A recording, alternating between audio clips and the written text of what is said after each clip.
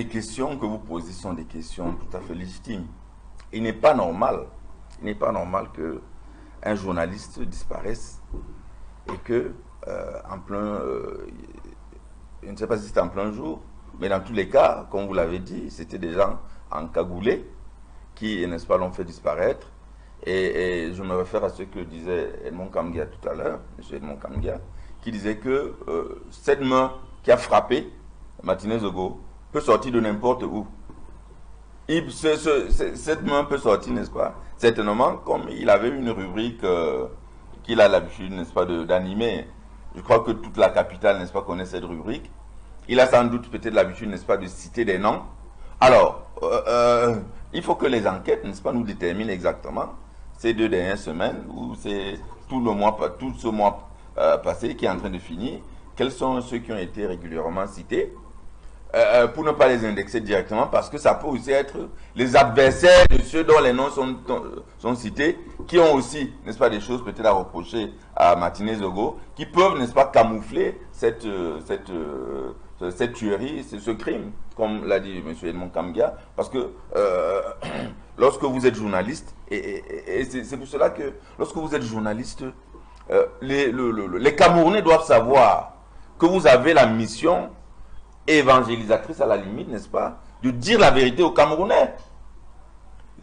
Vous avez les attributions que par votre métier et par ce qui existe et par l'existence même de notre démocratie, parce que il ne faut pas qu'on assassine notre démocratie.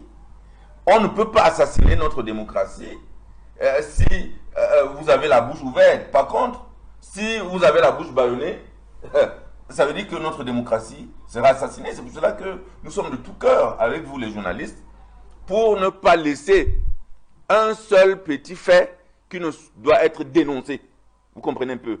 Nous sommes d'accord avec vous qu'il faut dénoncer tous les travers de la République, tous les dysfonctionnements, n'est-ce pas, d'une démocratie, pour que, n'est-ce pas, les Camerounais en profitent, parce que c'est derrière la liberté de la presse que les Camerounais, n'est-ce pas, peuvent profiter de la liberté ou d'une relative liberté.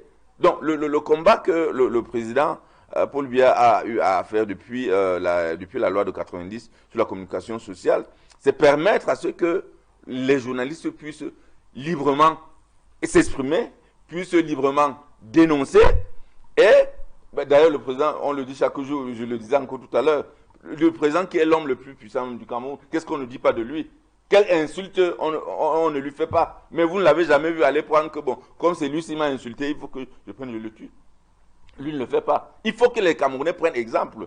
Il faut que de tous bords confondus, que ce soit dans l'opposition, que ce soit dans les partis gouvernants, que nous tous nous puissions nous soumettre à la démocratie et accepter le fonctionnement avec les journalistes, et que quand quelqu'un n'est pas d'accord, il y a les tribunaux.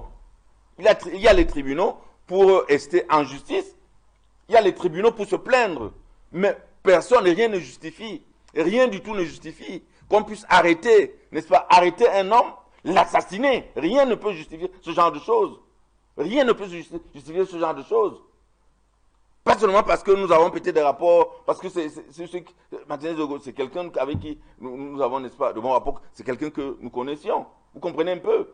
Au-delà de lui, tout journaliste qui peut être arrêté pour rien, n'est-ce pas, mis en prison, il n'y a pas de raison, que les journalistes soient injustement incarcérés. Il n'y a pas de raison que les journalistes soient tués pour quelque façon que ce soit, quelle que soit la dénonciation qu'ils font, parce que les institutions, n'est-ce pas, existent pour la régulation de tout ce que nous faisons en démocratie. Donc, vraiment, nous nous associons à toutes ces dénonciations, et que nous souhaitons effectivement que